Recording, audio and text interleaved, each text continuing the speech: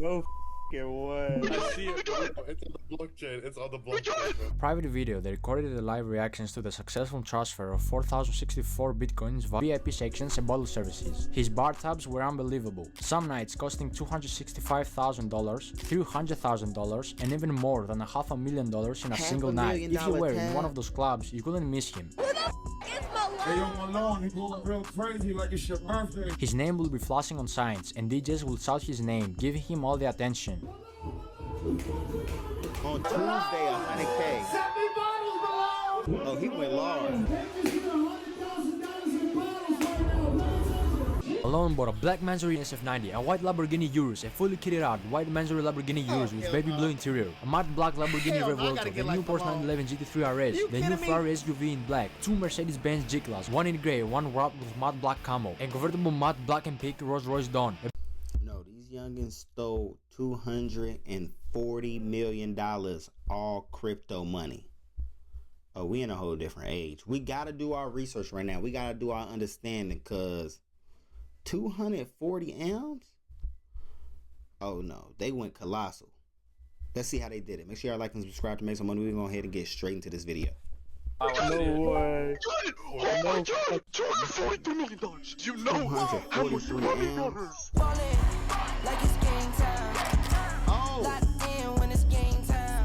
Yeah, they I'm went all big. in. Like it's game time. they throwing purses in the club. Yeah. Malone. No drip, just tell me run it. Money ain't a thing. Get that crypto. It's the 19th of August, 2024, the day a group of young adults carried out one of the largest crypto heists ever recorded. 20-year-old Malone Lam, 18-year-old Virgil Tao, 21-year-old Jendiel Serrano, Danish Khan, and Chen. These kids targeted a single Genesis creditor who had no idea they were about to lose a staggering $230 million worth of Bitcoin. But how did they pull it off? Were they expert hackers with advanced coding skills? Well, it was much simpler than it seems. These scammers did something very clever. They hacked into basic human nature. Yeah. Fish and social engineering has to be the only way that you can get It that all money. began with a phone call, a seemingly harmless contact from Google support. But this call wasn't from Google at all. Using a spoof number, Vichatel, also known as Wiz, convinced the victim that their personal accounts had been compromised. With this false sense of urgency, he gained access to the victim's Gmail and iCloud, where he gathered key security information. Another call followed, this time from Jendiel Serrano, aka Box, claiming to be a representative from Gemini, the crypto exchange the victim used. The victim was tricked into believing their account was under attack. Under pressure and convinced they needed to act fast, the victim reset their two-factor authentication settings, giving the thieves the access they needed to take control of the Gemini account, quickly sending funds to a compromised wallet. The situation was spiraling, but the victim had no idea. When he was asked to use AnyDesk, a remote access software, it seemed like another step in securing their assets, but in reality, it was the final blow. As the victim unknowingly shared the screen, the private keys to their Bitcoin wallet were exposed, and in just a few clicks, the digital fortune was transferred into the hands of the thieves. Oh wow. Bro, so they socially engineered, they took his Google account over, which allowed for them to see his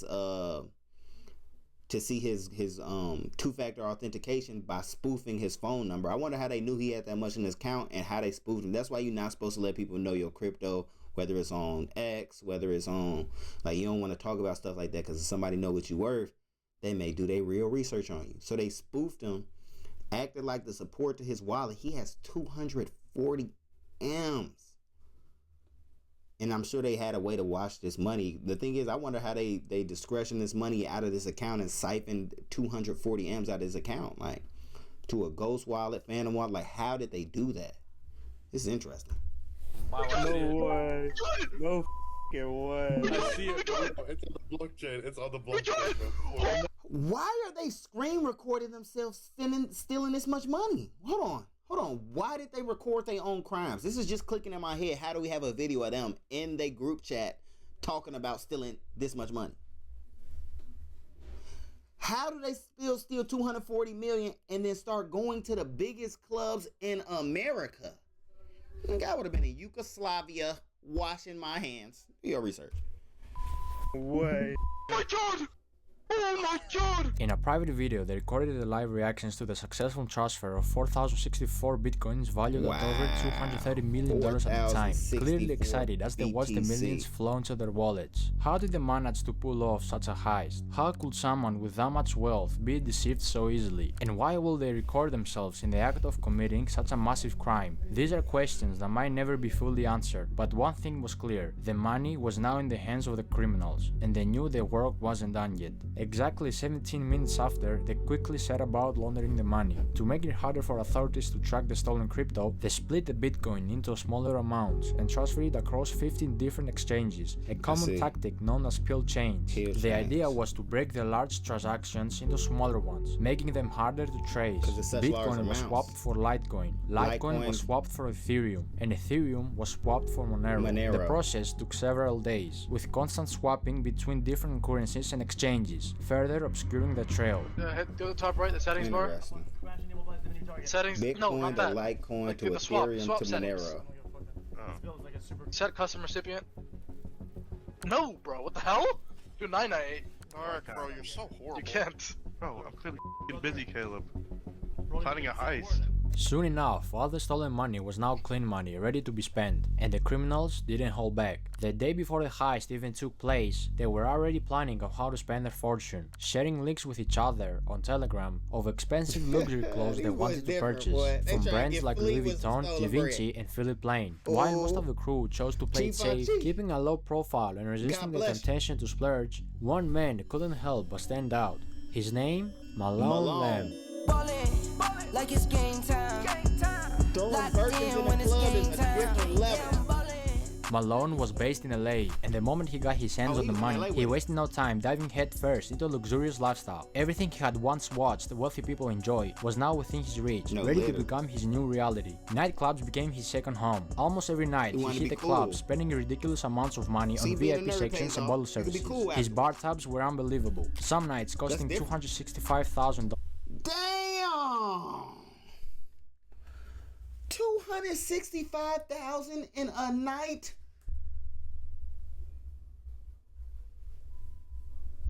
Ace of Spades, Clase Azul, 40 racks. Brr. Ace of Spades, 36. Brr. 1942, 30. Brr. Casamigos, Repo, 40 bands, light. Fuck all that. Bro, they charged him $130 for some water? Oh yeah, them LA clubs will really do it to you. Put you in a torture chamber trying to play with the bosses. Oh no, Malone put a lot of spotlight on him. I'm sure plenty of people were like, who is that guy and how did he get that rich? And it's all stolen money. That boy different. I gotta give him his props. A 33% admin fee. They just threw an extra 80 bands in there for you. 62.15. Oh, that boy different. $300,000 and even more than $500,000 in a single night. Look at this man's tabs.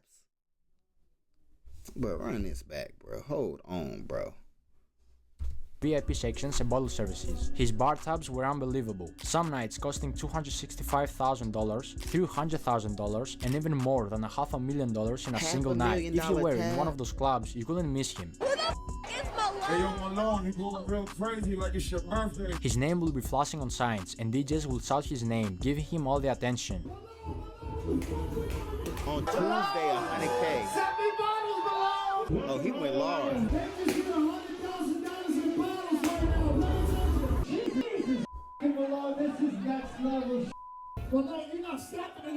He quickly became everyone's favorite, because whenever he was around, everyone got to drink for free. He threw around cash like it was nothing, and one time he even handed a DJ a massive 6-liter bottle of Golden Ace of Spades champagne, which could cost anywhere from $25,000 to $60,000. Another time he tipped a DJ $2,000 and had all the unopened bottles in the club sent straight to his house. He even tipped me $2,000. When I tell you the amount of bottles he sent me that I took home brand new, everything sealed, brand new. But as fun as LA was, it still didn't feel like enough. He craved more attention, more luxury, more extravagance. So what did he do? He chartered a private jet to Miami. There, he took his spending to a whole new level. In Miami, Malone settled in a waterfront mansion. This place wasn't just any house. It was a $10.5 million estate with a $62,000 a month rental price tag. This mansion was massive, covering over 8,500 square feet, with 25-feet ceilings, 10 bedrooms, and a huge pool with a jacuzzi. It had 2 big front gates and a garage with a spacious driveway that was later filled with expensive supercars and luxury vehicles. Malone bought a black Mansory SF90, a white Lamborghini Urus, a fully kitted out white Mansory Lamborghini Urus with baby blue interior, a matte black Lamborghini Revuelto, the new Porsche 911 GT3 RS, the new Ferrari SUV in black, 2 Mercedes-Benz G-Class, 1 in grey, 1 wrapped with matte black camo, a convertible matte black and pink Rolls-Royce Dawn, a blue BMW M4, another Lamborghini Revuelto in matte grey, a blue Lamborghini Urus, an all-white wide-body kit Lamborghini Aventador SVJ with Malone's name written on the bottom of the door, a matte black Ferrari 812 Superfast, another Lamborghini Aventador SVJ in blue, a pink Urus, which Malone originally bought as a gift for his ex-girlfriend to try to get her back, but got rejected again. Oh, this is bad, bro. Malone was a real nerd, gang. How you get you know how weird you gotta be to have $400 million and a shorty still say she don't want you? He bought her ass a lamb truck and she said, nah, I'm good. First off, whoever she taken by, I would have been mad as shit if she didn't take that car from this goofy. I just wanted to give it to you. I appreciate you. Okay. A fully black carbon fiber McLaren 765 LT, a blue Pagani Huayra, and many more cars. Damn. If you didn't realize it by now, Malone was always rolling with fashion. He rocked high-end designer pieces like Louis Vuitton and Givenchy. His style was expensive, with the most expensive piece of clothing being the Moncler Maya 70 by Paul Manges jacket, which alone cost $50,000 or more. But after all this wasted money on clubs and cars, Malone finally decided to invest his money in timeless pieces that would hold the value over time, like this Cuban link chain bracelets filled with diamonds, a Richard Mille covered in diamonds, and a diamond ring for each one of his fingers. One Richard Mille wasn't enough, of course, so he bought multiple. Even his glasses had diamonds. Yo, don't take no video. Malone wasn't just a millionaire obsessed with himself. He had a generous side, often using his wealth to give back to others in need. He bought 5 Birkin bags and gave them away to random girls at the club. One of these lucky ladies was a model named Olivia Allen. Guys, I can't even make this up when I say that I just woke up to a Birkin in my bedroom because a man gave it to me in the club last night. This is your sign to go clubbing. Another lucky lady who got a Birkin bag was famous TikTok star Sky Bree. Me and my 2 girlfriends walk over to the section and this kid, I'm gonna refer to him as like a kid. I mean, he was definitely over the age of 18. He looked pretty young. He comes towards me and he's like, I got this for you.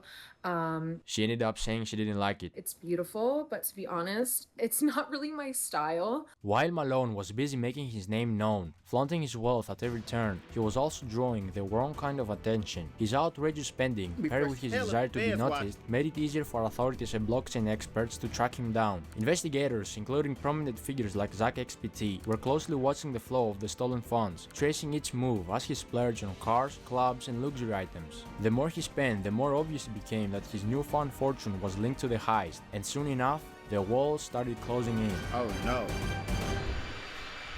I wonder if they even held him for that long. I'm sure that the FBI would have some Malone great thought he was untouchable, but behind the scenes, law enforcement and experts like Zach XPT were already connecting the dots. Through his flashy spending, investigators tracked large transactions linked to the stolen Bitcoin, using blockchain analysis to map out the movement of funds. What's more, both Box and Wiz slipped up during the process of laundering the funds. On several occasions, they accidentally leaked the stolen funds with their personal assets. Wiz, for example, also leaked his full name during a screen recording, while Box reused deposit addresses, making it easier to trace the funds back to them. These mistakes, combined with recorded conversations and digital footprints, painted a clear picture of the criminal's activities. By mid-September 2024, the FBI and other authorities had gathered enough evidence to act. On the 19th of September, federal agents raided Malone's Miami mansion, where he was arrested, surrounded by all the luxuries he had bought with a stolen fortune. We have boom, And we thought that was shooting in the neighborhood, and we saw a lot of police. This was something that never happened in this neighborhood. Most of the time was a lot of party. It was party because I can hear from my house the music. It was a stark contrast. Malone, who had lived like a king for just a short while, was now being led away in handcuffs.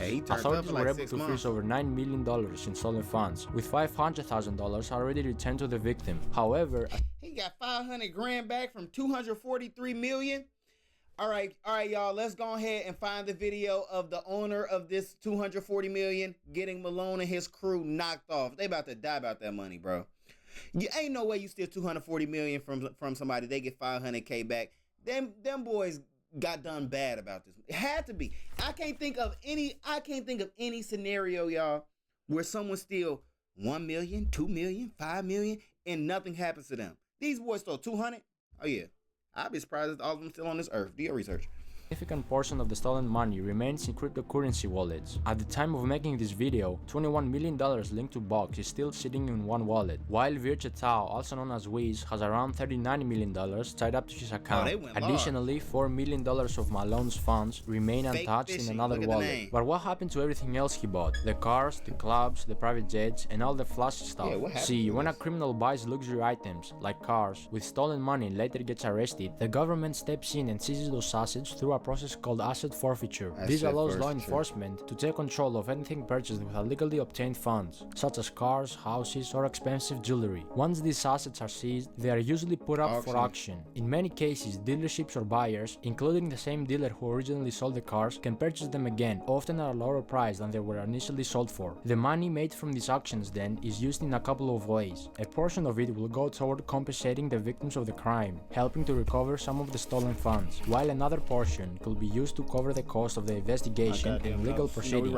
If the victim is lucky, he can get 50 to 65% back after the auction and administrative fees, the cut the investigators will get. However, in Malone's case, 3 of the cars he purchased, the Mandarin Lamborghini Urus, the Lamborghini Revuelto, and the Porsche 911 GT3 RS, were later transported to LA following his arrest. These cars were spotted by EFF Spot, a popular YouTuber who is known for his rare and expensive car spotting videos. In this particular video, both the Revuelto and the Porsche appeared with noticeable damage. The Revuelto had significant front-end damage, while the Porsche was dented in the rear, suggesting that the Revuelto had likely rear-ended the Porsche. This kind of damage will undoubtedly decrease the value of these cars when they go to auction, significantly reducing the amount the victim could recover. The same process will apply to the clothes, jewelry, watches, and designer glasses that Malone purchased. These luxury items are likely to be seized by authorities and auctioned off as part of the asset recovery process. High-end watches, such as his Richard Mille pieces, are particularly valuable and could bring in significant amounts at auction. While designer clothes typically depreciate in value, Malone's expensive pieces will still hold enough worth to help recover the funds for the victim. As for the wild spending in clubs, that money is pretty much gone. When you blow $500,000 in a single night on bottle services and VIP sections, the clubs aren't held responsible for giving it back, especially if they had no clue the money was stolen. Same goes for the private jets. Those jet companies provided a legitimate service, so the money Malone spent on his flights is long gone. In conclusion, while most of the big ticket items can be seized and auctioned, much of what Malone spent on services, like clubs and private jets, is lost for good. This story isn't just about a major heist or the luxurious lifestyle Malone enjoyed for a brief moment.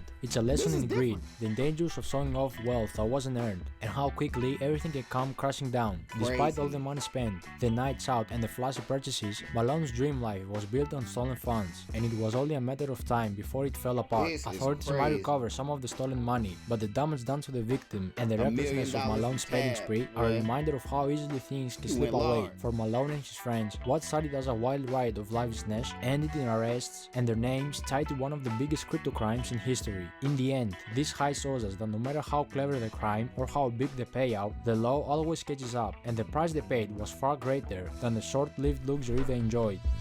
Now Malone different. He saw it like that. Probably almost nobody gonna get to see $400 million stolen. You gotta give him his props. He really is damn Robin Hood. I can't believe he robbing and giving it back. Oh no, that's different. I'm MasoMoney. Make sure y'all like and subscribe. And if y'all don't watch to this point with me, we basically like family now. So just watch another video. I'll see y'all in the next one. I'm out. Skate.